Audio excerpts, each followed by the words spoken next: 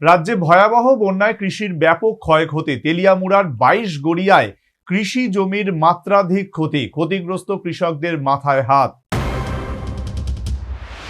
রাজ্যবাসী যে ভয়াবহ বন্যা পরিস্থিতির সম্মুখীন হলো তা অভূতপূর্ব। বৃহস্পতিবার বৃষ্টির আংশিক হ্রাস পাওয়ায় বিভিন্ন নদীর জল কমতে শুরু করায় পরিস্থিতি একটু একটু করে স্বাভাবিক হওয়ার পথে। তবে জল সরতেই উঠে আসছে বন্যাজনিত কারণে কৃষকদের ক্ষয়ক্ষতির নগ্ন চিত্র। খোয়াইয়ের 22 গড়িয়ায় কৃষকদের যে পরিমাণ ক্ষয়ক্ষতি হয়েছে তা অপরিমেয়। বিশেষ করে নদীর পার্শ্ববর্তী কৃষিক্ষেত জলমগ্ন হয়ে যাওয়ায় একদিকে যেমন ফসলের ক্ষতি হয়েছে, পাশাপাশি কৃষিক্ষেতে বালু জমে কৃষকরা বিপর্যস্ত পরিস্থিতির সম্মুখীন। পরিমাণ তো প্রায় এখন 3 লাখ টাকার মতো হতে আছে রানিং। আর ক্ষেত্রে যে বালু পড়ছে এটা তো হিসাব নেই। এখন কপি আসছিল প্রায় 9,000-এর মতো। এই সপ্তাহে আমি কপি বাজারে তুললাম। এই অবস্থা শুধু এই পাবলিক হেলথের এই এক হানায় শেষ করেছে।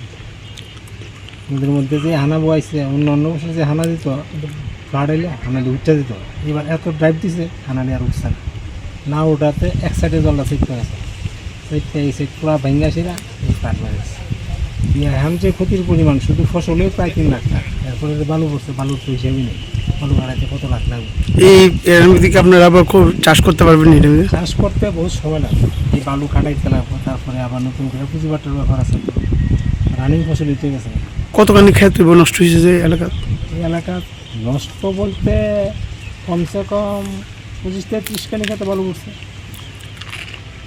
রাজ্য সরকারের কাছে ক্ষেতের বালু সরিয়ে দেওয়ার দাবি জানিয়ে এই বন্যায় তার ন্যূনতম 3 লক্ষ টাকার ক্ষতি হয়েছে বলে জানালেন এলাকার অপর এক কৃষক। এনে কারকল আসছিল, পটল আসছিল, যেমন আমরা শশা আসছিল, এরপরে ওই যেমন কারকল ক্ষেত, এর মানে বেশিরভাগ শশা আসছিল। বর্তমানে পরিস্থিতি কি?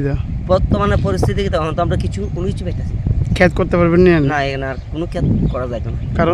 কারণ হইতে যে বালু পড়ছে, নদীতে বালু চর, তো বালু আমরা কবে কাটামো? আমরা যদি বালু যদি সরকার থেকে যদি বালুটা কাটতে যদি আমরা একটা পার বাইন্দা দেয়, বোল্ডার দিয়া, তাহলে যদি আমরা যাই যদি সেটা ডাইল ভাত খাই দিতে পারি।